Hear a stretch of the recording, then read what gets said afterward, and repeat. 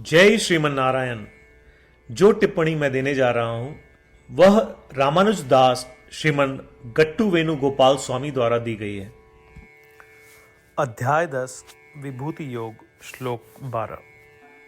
परं ब्रह्मा परं धामा पवित्रं परमं भवान् पुरुषं शाश्वतं दिव्यम् आदिदेवम् अजं विभुम्।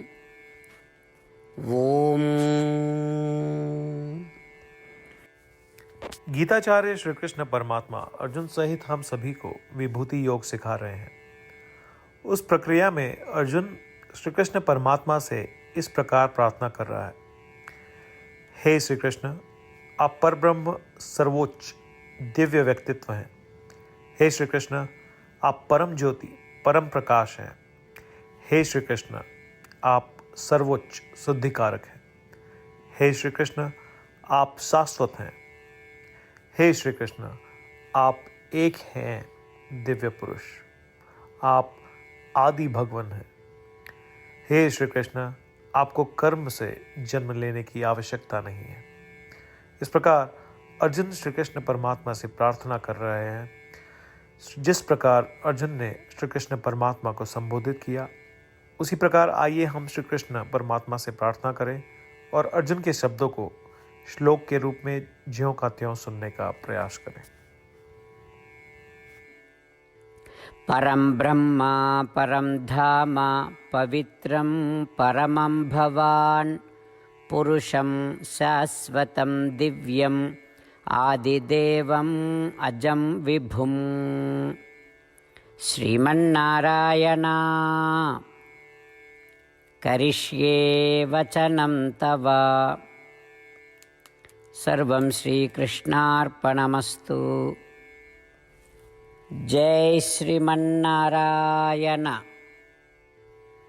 श्रीमद् भगवद गीता का संपूर्ण सार श्री कृष्ण परमात्मा द्वारा अध्याय 18 श्लोक 65 से 70 में 8 कार्य करने के लिए दिया गया है। श्री कृष्ण कहते हैं, मुझे वे लोग पसंद है जो इन 8 बातों का पालन करते हैं। मैं उन भक्तों की हर प्रकार से रक्षा करूंगा। श्री कृष्ण परमात्मा द्वारा बोली गई संपूर्ण भगवत गीता को सुनने के बाद अर्जुन कहते हैं, करिष्ये वचनम तव, जिसका अर्थ है कृष्ण, मैं वैसा ही करूंगा जैसा आप कहेंगे। यही कारण है कि श्री कृष्ण ने अर्जुन को सभी प्रकार की सफलताएं और जीत प्रदान की है।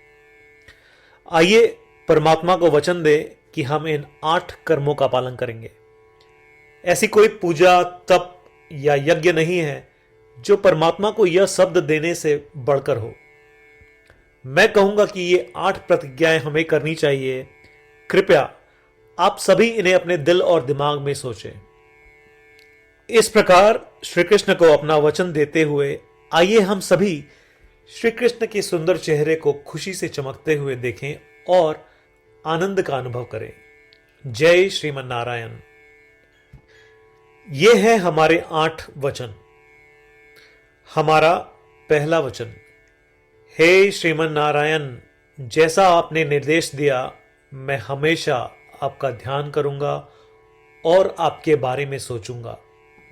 हमारा दूसरा वचन, हे श्रीमन नारायण, जैसा कि आपने सलाह दी मैं हमेशा आपका भक्त रहूंगा। हमारा तीसरा वचन, हे श्रीमन नारायण, मैं अपने सभी कार्य आपकी सेवा के रूप में और आपकी संतुष्टि के लिए करूंगा। हमारा चौथा वचन, हे श्रीमन नारायण, जैसा कि आपने अनुसरण करने के लिए कहा था, मुझे पूरा विश्वास है कि मैं आपका हूं और मैं हमेशा अपने हाथ जोड़ूंगा और आपको नमस्कार करूंगा। हमारा पांचवा वचन, हे श्रीमन नारायण, मुझे आपके शब्द मामेकम शरणम व्रज याद आते हैं जो आपने सिर्फ और सिर्फ आपको ही समर्पण करने को कहा था। श्रीमन्नारायण, मैं केवल आपके प्रति समर्पण करता हूं। हमारा छठा वचन, हे श्रीमन्नारायण, मुझे आपके शब्द मां शुचः याद आते हैं कि आप हमें शोक न करने का आश्वासन दे रहे हैं। मैं अब शोक नहीं करूंगा। हमारा सातवां वचन, हे श्रीमन्नारायण, आपने हमारे लिए श्रीमद् भगवत गीता देकर हम सभी पर कृपा की है और आशीर्वाद दिया है। मैं कम से कम एक श्लोक पढ़ने या सुनने का वादा करता हूं। हमारा आठवां वचन, हे श्रीमन्नारायण, आपने सारी मानवता को गीता प्रदान की। मैं गीता में आपके दिव्य शब्दों को उन भक्तों तक फैलाने का प्रयास करूंगा जो गीता से अपरिचित हैं। हमने अभी अभी परमात्मा को 8 वचन दिए हैं। प्रतिदिन श्रीमन नारायण को यह वचन देना कि हम वैसा ही करेंगे जैसा वे कहेंगे, अपने आप में एक महान पूजा है। आइए हम उसे अपने अटल विश्वास के साथ अपना वचन दें। श्रीमन नारायण करिष्ये वचनम तव, जिसका अर्थ है, श्रीमन नारायण, मैं आपके निर्देशों के अनुसार कार्य करूंगा। सर्वम श्री कृष्णार्पणमस्तु। जय श्रीमन नारायण।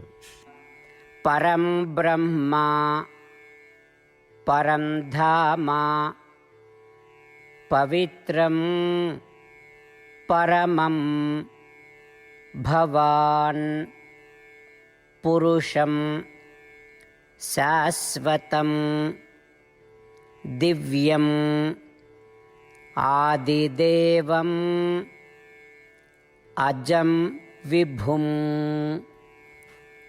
ओम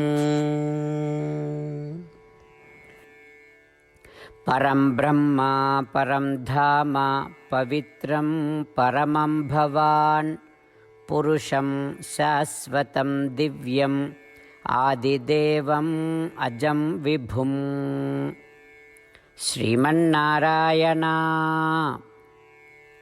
करिष्ये वचनं तव।